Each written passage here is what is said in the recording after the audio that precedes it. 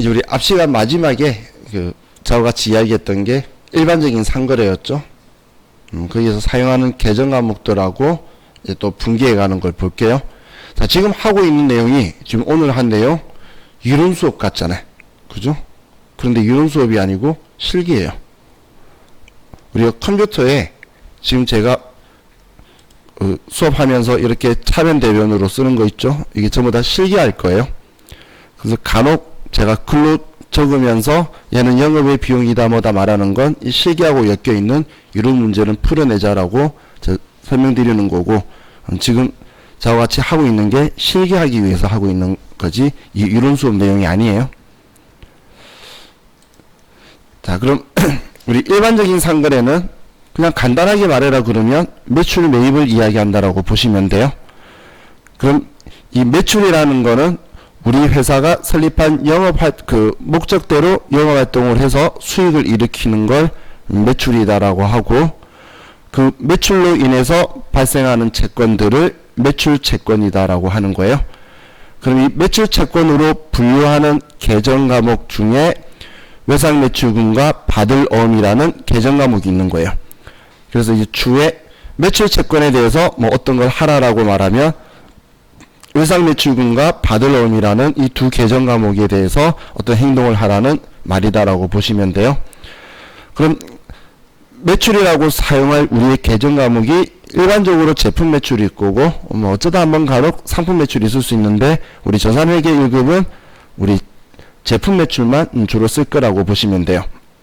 그럼 이 제품 매출일 때 그냥 외상을 했으면 물건 팔았을 때는 대변의 수익으로 제품 매출을 쓰고, 우리 차변에 외상 매출금이라는 계정 과목 쓰고, 이 외상 매출금은 어떤 거래처에 받아야 된다고 거래처를 꼭 써주는 거예요. 또 제품 매출을 했는데 우리가 어음을 받으면 그럼 일반적인 상거래니까 받을 어음이라는 계정 과목으로 우리가 차변에 쓰게 되고, 그럼 이 받을 어음도 만기가 되면 어떤 거래처에 받아야 된다라고 우리가 돈 받아야 될 거래처를 써주게 될 거예요. 그럼 지금 이 채권은 자산이에요. 내가 돈 받을 수 있는 권리인 이 채권은 자산이다라고 보시면 돼요. 자산이기 때문에 이 채권이 돈 받을 수 있는 권리가 나한테 발생했을 때에 우리는 차변에다가 써두는 거예요. 우리가 물건 팔았을 때 대변의 제품 매출이다라고 수익 적어놓고, 차변에 외상으로 돈 받을 수 있는 권리, 외상 매출금, 우리가 어음 받아서 만기되면 돈 받을 수 있는 권리, 받을 어음이라고 차변에 써두는 거예요. 그래서 채권은 자산이다라고 같이 생각해 두시고, 그럼 발생했다가 이 돈을 회수하게 되면 그때 지우는 거예요. 자, 분기는 이렇게 될 거라는 거예요. 자, 우리가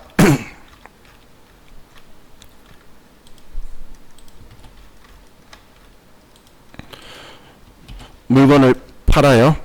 대변에 제품 매출 100만원이다. 이렇게 물건 팔고, 그럼 외상을 했다라고 하면 우린 차변에 대변에 제품 매출 일반적인 상거래니까 외상 매출금이다.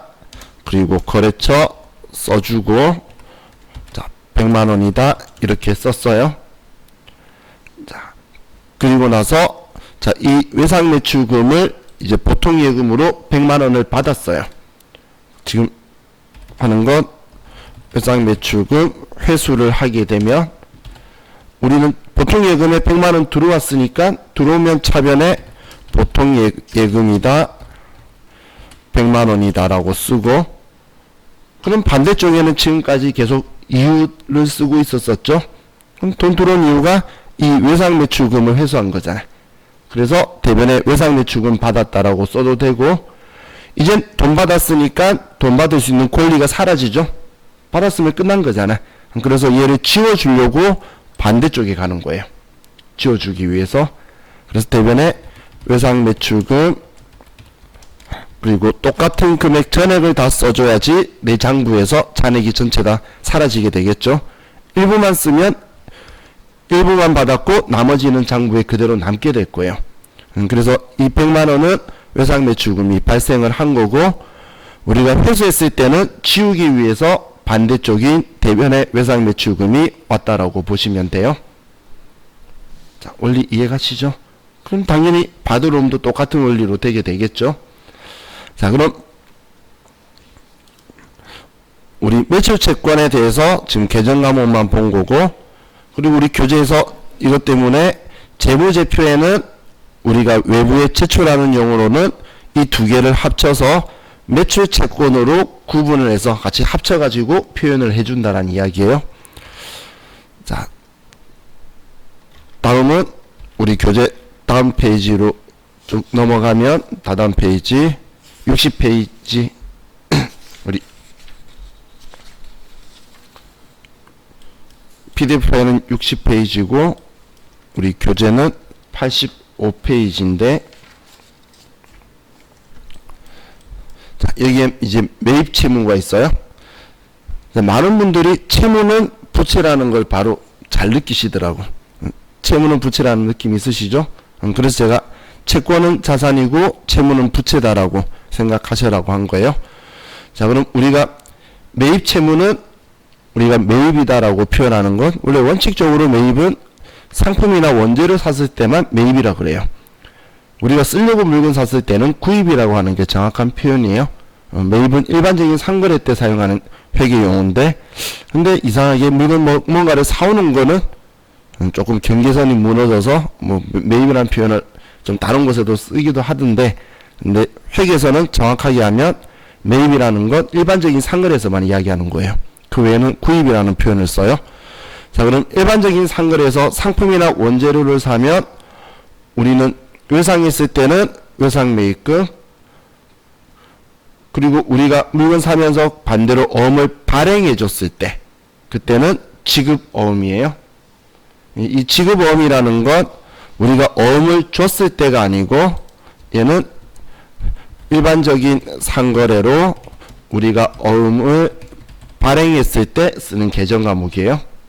지급어음은 앞에 우리 당좌 예금할 때 이야기했었죠. 당좌 수표를 줬다 받았다는 차변 대변 이야기인 거고, 누가 발행한 거냐에 따라서 계정 과목이 정해졌죠.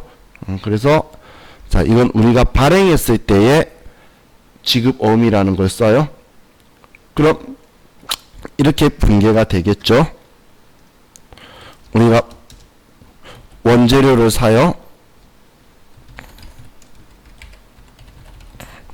원재료 100만원치를 사고, 그리고 어음을 발행해 줬어요. 그럼 어음 발행했으면 일반적인 상거래냐라는 걸 확인하고, 일반적인 상거래니까 우리는 지급어음이다라고 어음 발행해 주면 이렇게 계정 과목을 선택을 해 줄 거예요. 그랬다가 어음이 만기가 되면 내 구자에서 돈이 100만원이 빠져나가겠죠. 그래서 이번에 어음이 만기가 되어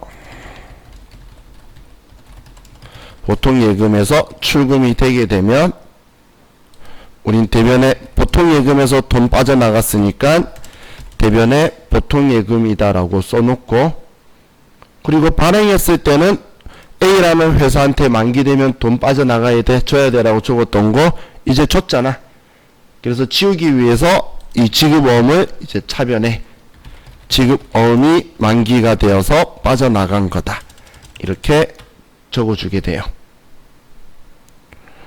지금 처음에는 어음에 대해서 부채가 발생하니까 우리 부채가 있는 대변이죠. 그래서 이게 생겼다가 이제 이 돈 어음 만기가 돼서 돈 갚으니까 부채를 줄이기 위해서 차변으로 왔다, 이렇게 보시면 돼요. 자, 그럼 우리 교재 조금 아래쪽에 내리시면 지금 선일자 수표라는 글자가 적혀 있죠. 선일자 수표. 이 선일자 수표라는 건 뭐냐면, 자, 수표하고 어음하고의 제일 큰 차이가, 수표는 거기 날짜가 지급일이 적혀 있는데 그 날짜부터 현금이 되는 거예요. 수표 발행한 날. 그래서 발행한 날에 도장을 찍어 주거나, 은행에서 자기압 수표도, 그리고 당좌 수표 발행할 때도 오늘 날짜를 쓰면 지금 이 날짜부터 현금이란 뜻이에요. 현금. 근데 어음은 만기일이나 지급일자가 적혀 있어요. 미래의 날짜를 써둘 거란 이야기예요. 예를 들어 3개월 뒤에 뭐 12월 13일 날짜를 쓰면 어음은 12월 13일부터 현금화 된다는 뜻이에요. 오늘은 지금은 우리 증권의 형태로 가지고 있는 거고, 자, 그런데 당좌 수표는 우리 기업이 발행하는 거라 그랬죠. 그 우리 기업이 발행하면서 날짜를 오늘 봤더니 우리 당좌 예금 구자에 돈이 얼마 없는 거예요. 그래서 거래 상대방한테 이야기하고 미래의 날짜로 돈 좀 찾아가면 안 되겠니? 12월 13일 날 우리 돈 찾아갈 수 있도록 오늘 수표를 발행하는데 미래의 날짜를 적어서 발행해 주는 걸 선일자 수표라고 해요. 그럼 오늘 발행하는데 12월 31일자로 발행하면 그 수표는 제가 그 발행한 날로부터 현금화 되니까 어음하고 효력이 똑같죠. 그죠? 뭐 어음을 만기 지급기일은 12월 13일로 하는 거나 수표 발행하면서 오늘 발행 날짜를 12월 13일로 하는 거나 효력이 똑같다라는 거예요.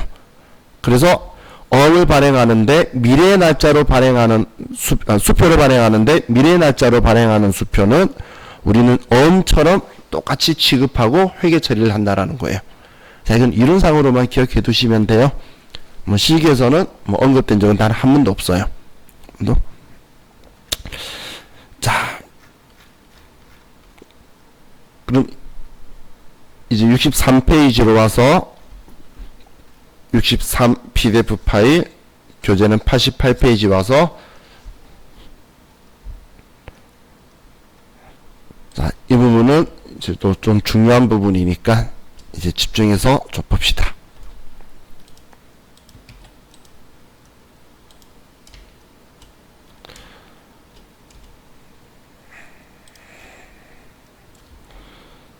자, 우리 회사가 매출을 해요. 매출했을 때 대변의 제품 매출을 하고, 그리고 어음을 받았어요. 그럼 어음 받았으면 항상 일반적인 상거래냐 아니냐? 일반적인 상거래죠. 그래서 우리는 받을 어음이다라고 쓰고, 그리고 금액 100만원이다 이렇게 써줬어요. 자, 그럼 이런 상황에서 이제 어음이 만기가 되었어요. 만기가 되어서 내가 돈을 받으면 현금으로 100만원 받고, 이제 어음 지급하고 받았으니까 이제 이 받을 어음은 지워야 되겠죠. 그래서 대변에 받을 어음 100만원을 지워줄 거예요. 어음이 만기가 되어서 우리가 대금을 수령하는 경우에, 자, 이 분계 이해가시나요? 이 분계 이해가시죠? 은지씨 오케이? 네. 자, 그럼 이제 저와 같이 보려고 하는 게, 대변에 받을 어음이라는 이 계정 과목이 대변에 왔는데, 지금 이런 사항 말고 이제 받을 어음이라는 이 계정 과목이 대변에 오는 네 가지 경우를 볼게요. 네 가지 경우. 자, 일반적으로 현실적으로는 어음 만기되었을 때 이렇게 돈 100만원을 다 받는 경우가 잘 없어요. 그냥 우린 주거래은행에 이 어음 관리해달라고 주고, 그럼 주거래은행이 어음 만기를 관리하다가 만기가 되면 그 돈을 우리 예금 구자에 찾아서 넣어줄 거예요. 왜냐면 어음에는 우리 지급기일이 언제고 이 돈은 어디 은행에서 수령해 간다, 심지어는 어디 지점이다, 이렇게 다 적혀 있는 거예요. 어음은. 그럼 그 행동을 은행이 대신 해줄 거라는 거예요. 은행이.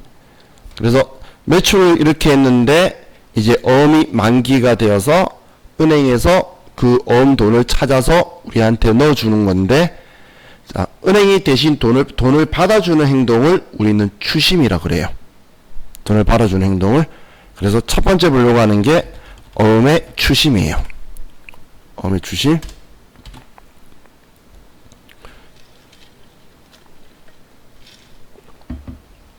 그럼 우리는 만기가 되어서 은행에서 보통예금에 돈을 넣어주면 차변에 보통예금에 돈 들어올 거고, 그리고 이제 돈 들어왔으니까 받을 어음을 지워줄 거예요.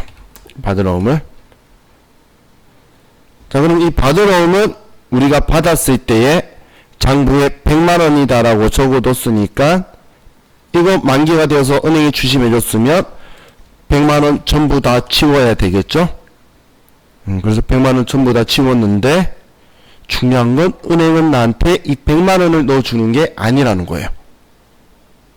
은행은 우리 회사를 위해서 있는 기부천사가 아니죠. 은행은 뭔가 자금을 이체해주거나 이렇게 추심해주거나 그런 행동을 하고 수수료를 받는 우리 기업 일도 하나의 업무예요. 그럼 은행에서는 자기들이 원하는 수수료를 빼고 나머지만 입금해 줄 거라는 거예요. 자, 원래 수수료 그렇게 얼마 안 커요. 근데 우리 그냥 보기 편하게 예를 들어서 걔네들이 수수료 5만원이다 라고 생각하면 저한테는 자기들 수수료 빼고 95만원만 입금해 줄 거라는 거예요. 95만원만. 그럼 차이 나는 이 5만원 있는데 이 5만원을 뭐라고 하냐면 추심 수수료라고 해요.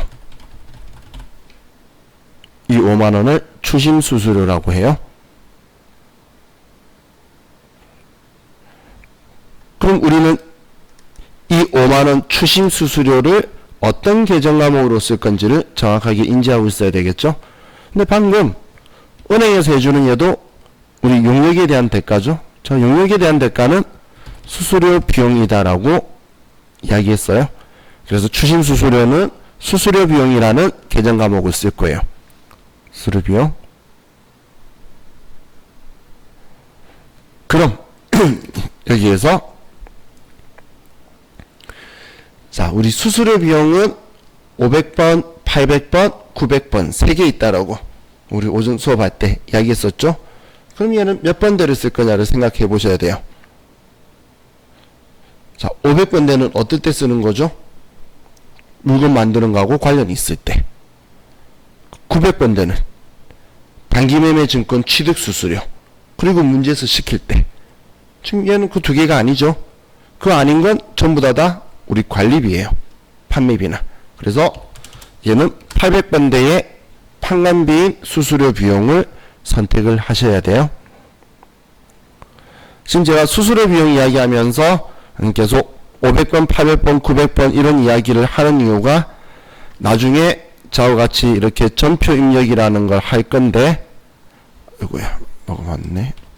자, 전표 입력이라는 걸 할 건데, 그때 우리가 수수료 비용이다라고 쓰면 수수료 비용이 종류가 많죠. 나중에 우리가 실기할 때에 수수료 비용을 여러분들이 500번이다, 800번이다, 우리 900번이다 이런 것들을 선택을 해 주셔야 돼요. 그래서 지금 몇 번대를 써야 된다라고 제가 여러분들이 구분을 꼭 하셔야 되는 것들만 번호를 쓰는 거예요. 구분할 필요가 없는 비용 계정 과목은 제가 그냥 그 계정 과목 이름만 쓰지 번호들을 안 쓸 거예요. 그래서 같이 얘는 판관비인 수수료 비용을 쓴다. 추심 수수료는 그것까지 같이 기억을 해 두셔야 돼요. 자, 다음 두 번째 어음의 할인에 대해서 보도록 할게요. 어음의 할인. 자, 어음의 할인에 대해서는 원래 어음의 할인은 두 가지가 있어요. 하나는 매각 거래가 있고 하나는 차입 거래가 있어요. 차입 거래.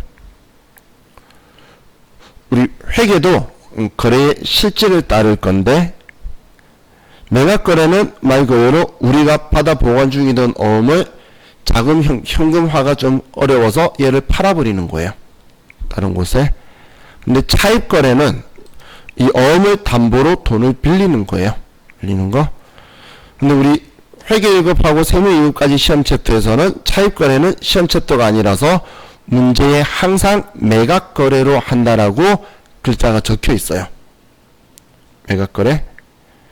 그럼 이 매각 거래의 이제 분계를 가지고 볼게요.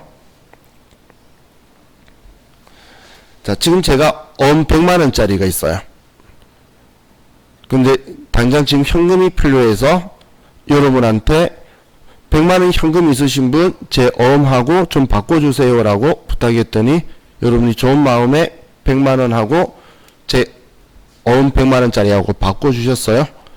근데 여러분들이 어음을 보니까 어음의 만기가 올해도 아니고 내년 크리스마스인 거예요. 그럼 여러분 마음 어떨까요? 그럼 여러분 마음속에는 그때까지 현금화를 못하니까 그럼 이자라도 받을걸 이런 생각이 드시겠죠? 내년 크리스마스 때까지 이자라도 받을 거리라는 생각이 드셨을 건데 그 이자라도 받을 걸 했던 그 금액을 뭐라고 하냐면 할인료라고 해요. 할인료? 그럼 제가 여러분한테 100만원짜리 어음을 팔았어요. 팔았으면 저도 이제 어음이 사라졌으니까 지워야 되겠죠? 팔았으니까 난 안 가지고 있어.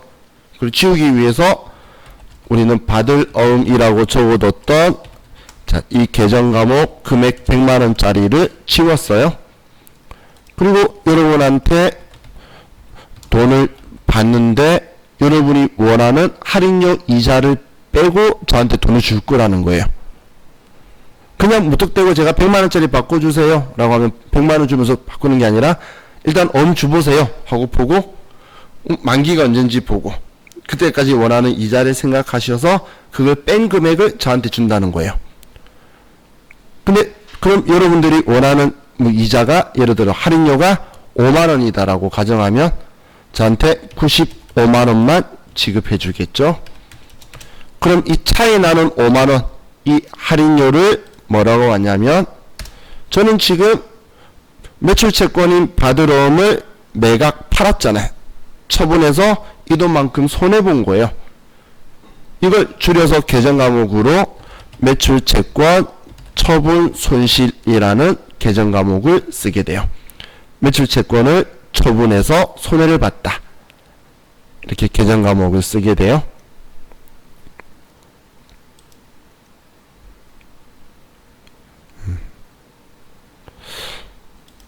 자, 이게 어음의 할인이에요. 자, 그럼 여러분한테는 시험에서 추심이 있을 때는 이 추심 수수료를 수수료 비용이다라고 하는 걸 알고 있는지, 어음의 할인이 있을 때에 이 할인료를 매출채권 처분 손실이라는 계정 과목을 쓴다라는 걸 여러분들이 아는지 시험에서 테스트를 할 거예요. 실기에서. 그래서 저는 이런 생각을 했어요. 이걸 잊지 않기 위해서 저 추심 수수료다 뭐 이런 말 나오면 수수료 적혀 있으면 수수료 비용이지 그냥 이렇게 생각하세요. 그죠? 또 우리 할인료 나왔을 때 할인 나왔을 때 시험에서 여러분들이 차입거래 아니었냐라고 이의제기 신청하면 피곤해지니까 무조건 매각거래다라고 적혀 있어요. 시험 문제는. 그럼 매각이라는 글자를 보면 처분이라는 계정 과목 글자가 있어야지 라고 생각하셔서 이 계정 과목을 여러분들이 꼭 선택을 해 주셔야 돼요. 자, 어제 제가 예언했던 대로 어제하고 다르게 오후에 피곤하죠? 어제 컴퓨터 하면 안 졸릴 거라 그랬는데 지금 이제 오늘은 계속 이런만 하면 엄청 졸릴 거라고 말씀드렸는데 다들 힘드시죠? 자, 힘내세요. 자, 다음 이제 세 번째 어음의 배서 양도를 볼게요. 배서 양도. 자, 우리 어음 다들 보신 적 있으신가요? 네. 그 어음에 보면 이렇게 적혀 있죠. 상기 금액을 귀하에게, 귀하나 귀하의 지시인에게 지급하여 주십시오.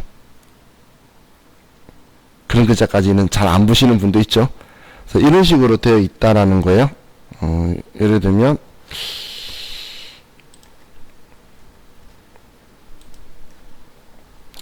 잠시만요.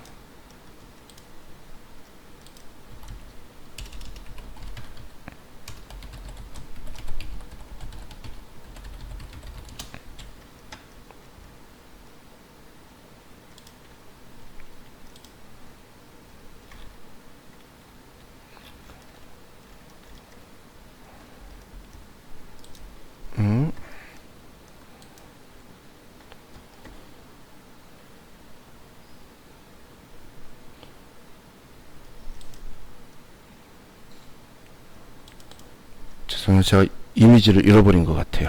어디 있는지 모르겠다. 자, 그럼 이 어음은 발행했을 때에 누구한테 줘라고 누구누구 기하라고 적혀 있어요. 어음이. 그럼 누구누구 기하 적혀 있는데, 그럼 그 어음 옆에 그 지급하는 은행에다가 은행하고 지점까지 적혀 있어요. 그럼 그 지점에서 그 기하라고 적혀 있는 사람한테 지급하는 게 원칙이에요. 그 어음은 그 어음 들고 있는 사람 아무나한테 지급하는 게 아니에요. 어음은. 근데 그 기하라고 적혀 있는데, 그럼 이 어음을 다른 사람한테 양도하고 넘기려면, 제가 이 사람, 이 기하라고 적혀 있는 게 저라면 다른 B라는 사람한테 지급해달라고 제가 지시인을 적어야 되겠죠. 그게 뒷면에 적혀 있는데 그걸 배서라고 해요. 배서.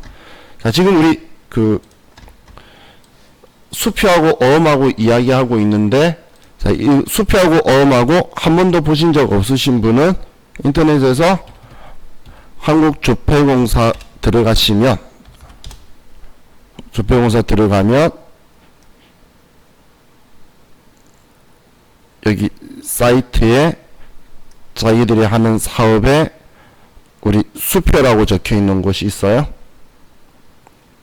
그럼 여기에 들어가면 우리 당좌 수표하고 그리고 어음하고 적혀 있는데, 자, 이 두 개의 차이가 좀 잘 안 보이는데, 당좌 수표는 이 수표 금액을 소지인에게 지급해달라고 적혀 있는 거고, 수표는 가지고 있는 사람한테 지급하는 게 수표고, 그리고 우리 어음은 귀하 또는 기하의 지시인에게 어음을 지급하겠다고 적혀 있는 거예요.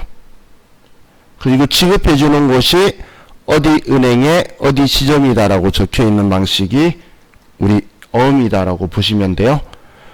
그럼 지금 여기에 누구누구 기하라고 적었을 때에 그 기하가 나면 상관이 없는데, 그런데 이제 다른 사람한테 할 거면 이제 지시인이다라고 여기에 쓰게 되어 있죠. 표현하고 있죠. 지시인에게. 이 지시인을 우리가 이제 배서하는 건데, 이 뒷면에, 어음의 뒷면에 보면 이렇게 쓰는 칸들이 있는데, 이 칸들이 배서란이 나는 거예요. 배서란. 그럼 여기에 지금 기하라고 적혀 있는 내가 이 사람한테 지급해 주세요라고 써서 줄 거란 이야기예요. 이게 배서 양도예요. 그럼 자, 이거에 대해서 분개하는 걸 보면, 자, 먼저 순서대로 제가 먼저 원재료를 샀어요. 원재료. 그리고 100만 원을 우리 원재료를 사고 어음을 발행했어요. 자, 그럼 계정강은 뭐가 돼야 되죠? 그럼 우리 앞에 매입 채무하면서 이야기했잖아요. 일반적인 상거래니까 지금 얘는 지금 제가 쓴 게 원재료 구입하면서 어음 발행한 거예요, 내가. 그러면 일반적인 상거래니까 지급 어음이다, 뭐 B라는 회사한테 갚을 거다, 100만 원 이렇게 쓰는 거예요. 그냥 원재료 샀으면 이해 가셨죠? 그런데 내가 원재료 구입하면서 제품 매출로 받아 보관 중인 어음을 어음으로 지급을 한 거예요. 이게 배서 양도하는 거예요. 그럼 똑같이 원재료를 구입하는데 이번엔 내가 어음 발행하는 게 아니라 내가 받아 보관 중인 어음을 쓰는 거예요. 그럼 내가 받아 보관 중인 어음이라는 건 받았을 때 적어뒀던 걸 줬으니까 지워야 되겠죠? 그럼 제품 매출일 때는 얘처럼 제품 매출이면 받을 어음이라 적어뒀잖아요. 근데 지금 이 어음을 줘버렸다는 거죠. 그렇기 때문에 이 받은 어음을 지워줘야 되는 거예요. 그래서 지문에서 제품 매출로 받아 보관 중인 어음 적혀있으면 받을 어음이라 적혀있네. 그걸 줬으니까 받을 어음을 지우기 위해서 대변에 받을 어음, 얘는 자 A라는 회사를 써야 될까요? B라는 회사를 써야 될까요? A라고 써야죠. 왜 A라고 쓰냐면 이거는 B라는 회사한테 돈 갚을게 라는 뜻인데 얘는 과거에 A라는 회사한테 받았던 어음을 이제 딴 사람 줘버렸으니까 돈 받을 수 있는 권리가 없어진다고 지워주는 거잖아요. 그렇기 때문에 내 장부에 적혀있던 걸 그대로 지금 지워준 거예요. 이것 때문에 제가 수표 때도 이야기하고 지금 어음 때도 이야기하는 게 줬다 받았다가 계정 과목을 선택하는 게 아니죠. 내가 발행해서 줬던 받아 보관 중이던 거 줬으니까 대변에 있는 거고 계정 과목이 발행할 때 어떤 계정 과목 생겼냐에 따라서 반대로 갔던 그 계정 과목 지우는 거예요. 얘는 처음 발행하는 거니까 일반적인 상거래냐 아니냐 따진 거고 얘는 일반적인 상거래 때 받았던 걸 지우니까 받을 어음이 대변해 오게 되는 거예요. 자, 만약에 얘 원재료가 아니었으면 지금 이 분기에서 얘 계정 과목 뭐가 되죠? 미지급금이 되겠죠? 그죠? 그럼 얘는 지금 둘 다 원재료인데 얘가 만약에 원재료 산 게 아니라 비품이었다면 그래도 받을 어음이야 되죠. 장부에 있는 거 지우는 거예요. 얘는 지금 이거예요. 좀 떨어져 있어서 그런데 지금 얘는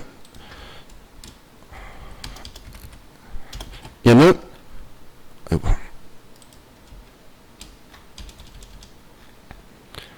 과거에 이렇게 받았던 어음을 지워주는 지금 행동을 하고 있는 거예요. 얘를 지금 지워주는 거기 때문에 이게 제품 매출로 받아 보관 중인 어음이라는 건 지금 이때 이거 이야기하는 거예요. 그럼 장부에 이렇게 적어뒀는데 이걸 줘버렸으면 양도해줬으면 얘를 지워야지. 안 지우면 내 장부에는 얘 영원히 안 없어져요.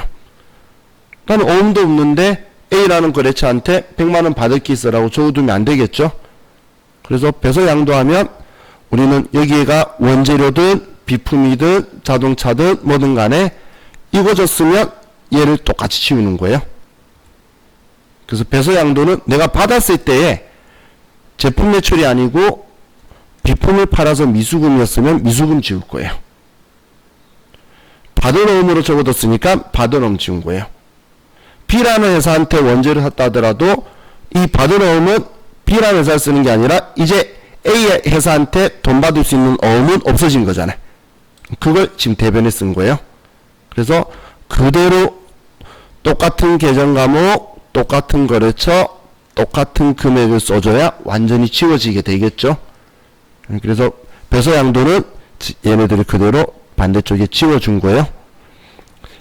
자, 그럼 우리 일반적인 상거래에서 자, 일반적인 상거래 기억나시나요? 일반적인 상거래. 자, 저는 시험 나왔을 때 많은 분이 실수했던 거, 우리는 실수 안 할 수 있을 거라는 작은 믿음을 가지면서 한번 볼게요.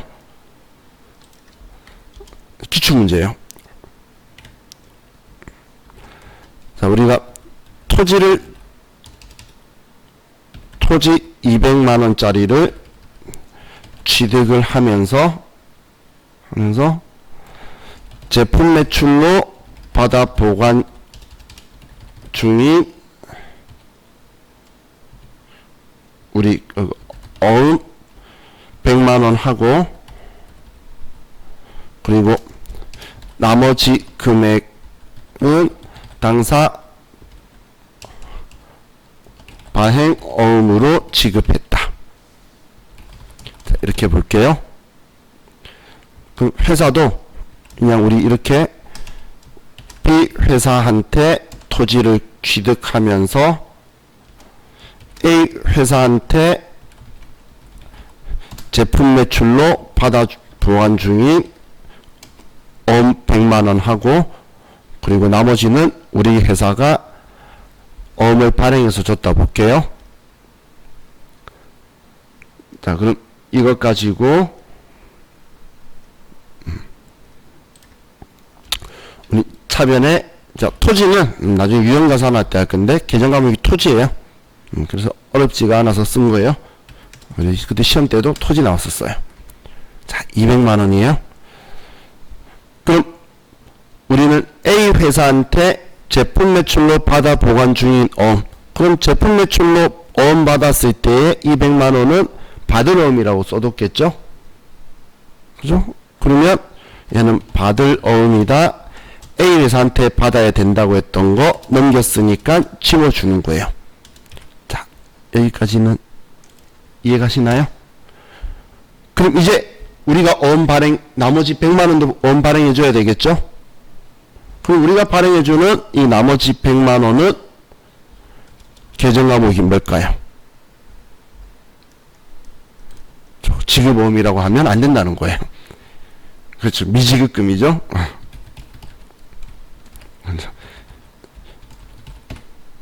왜냐면 이건 지우니까 받을 어음이었지만 일반적인 상거래 아니잖아.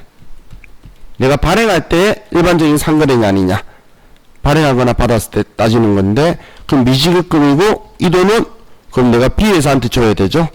그래서 거래처는 B 회사다, 이렇게 정리가 될 거라는 거예요.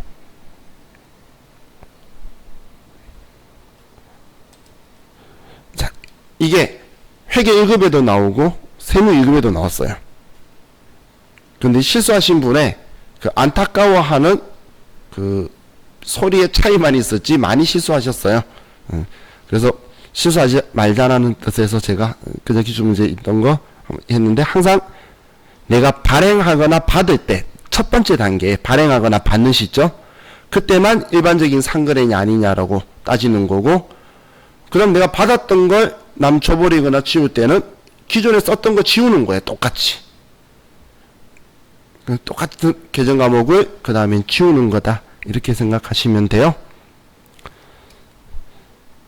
자, 그럼 이제 마지막으로 제가 받은 어음이 대변에 오는 4가지라 그랬잖아. 지금 3가지 하고 있죠? 했죠? 자, 마지막 4번째로 이제 지워야 되는 경우가 어음의 부도.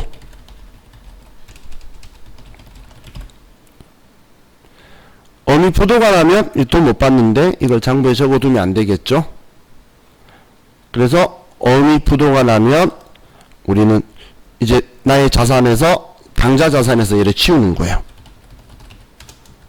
치우려고 대변에 쓴 거예요.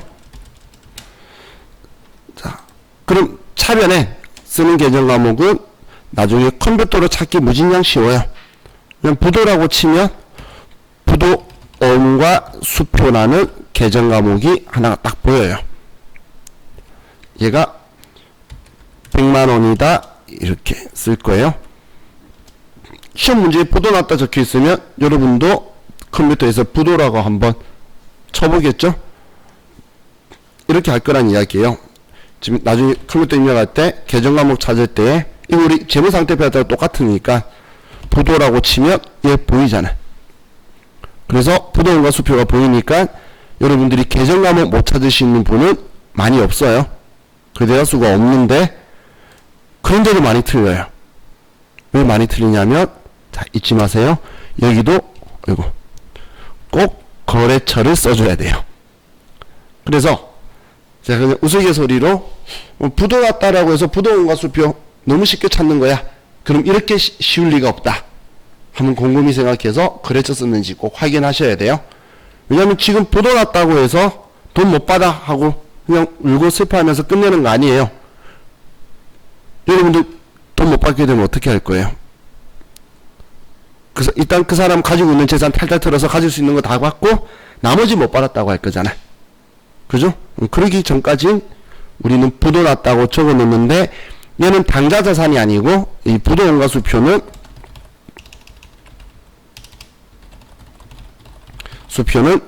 아직은 내가 돈 어느 정도 받을 수 있는 게 있어요. 그래서 기타 비유동 자산으로 분류를 바꿔두는 거예요. 우리 받아놓으면 우리가 빠르게 받을 수 있는 당좌 자산으로 정리를 하고 있다가 이걸 이제 언제 받을지 모르겠다라는 저 제일 마지막 미래 우리 어제 보증금처럼 언제 받을지 모르겠다라는 그 카테고리로 분류로 얘를 보내놓고 나중에 돈을 이제 아예 받을 수 없는 상황이 되면 그때 이제 돈 못 받게 되었다. 그걸 이제 우리가 대손이라고 하는데 그것 때문에 좌우와 같이 또 대손을 공부할 거예요. 대손이라는 걸 진짜 못 받게 된 거 있죠. 그것도 좌우 그래서 같이 공부를 할 거예요. 자, 이게 우리 네 가지가 있는데 우리 책에는 이 네 가지를 다 안 적어줬죠. 그죠? 적혀 있나? 배서 양도 할인 그리고 우리 추심이 안 적혀 있죠. 그리고 부도하고 이렇게 적혀 있는데 자, 이 분계들 여러분들이 정확하게 기억해 주시면 좋을 것 같아요. 자, 우리 이번 시간에는 여기까지만 하고 이제 좀 쉬었다가 우리 100페이지 우리 지금 교재 사이에 문제들 많죠? 그죠? 이 분계 문제만 여러분들 다 숙제예요. 오늘 헤어질 때. 아니, 물론 저는 우리 성인이기 때문에 강제성은 없어요. 근데 권장이에요. 권장 항상. 자, 우리 좀 쉬었다가 이제 우리 여기 PDF 파일 75페이지, 교재 100페이지에서 자, 이 개정 과목들 더 보도록 할게요. 쉬었다 합시다.